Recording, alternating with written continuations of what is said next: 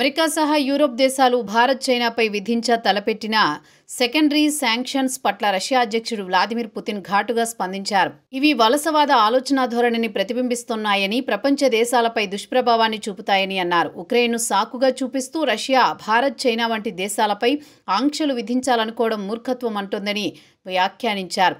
ప్రస్తుతం ట్రంప్ చైనాలో పర్యటిస్తున్నారు. షాంఘై కోఆపరేషన్ ఆర్గనైజేషన్ సమ్మిట్లో పాల్గొనడానికి చైనా వచ్చారాయన. అనంతరం బీజింగ్లో చైనా విక్టరీ డే పరేడ్కు హాజరయ్యారు. 4 రోజుల పర్యటన ముగియనుంది. ఈ సందర్భంగా విలేకరుల సమావేశంలో మాట్లాడారు. భారత్పై సెకండరీ శాంక్షన్స్ విధించనున్నట్లు అమెరికా అధ్యక్షుడు డొనాల్డ్ ట్రంప్ చేసిన ప్రకటన పట్ల స్పందించారు. దీన్ని తిప్పికొట్టారు.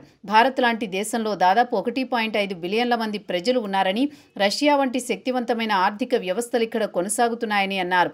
ఆయా దేశాలన్నీ సార్వభౌమాధికారం, సొంత దేశీయ రాజకీయ విధానాలు, చట్టాలు ఉన్నాయని గుర్తు చేశారు. అలాంటి దేశాలను శిక్షిస్తామనడంలో అర్థం లేదని వ్యాఖ్యానించారు. వలసవాద అనుభవాలు, సార్వభౌమత్వంపై దాడులు ఎదుర్కొన్న దేశాలు ఇబ్బందులకు గురవుతాయని చెప్పారు.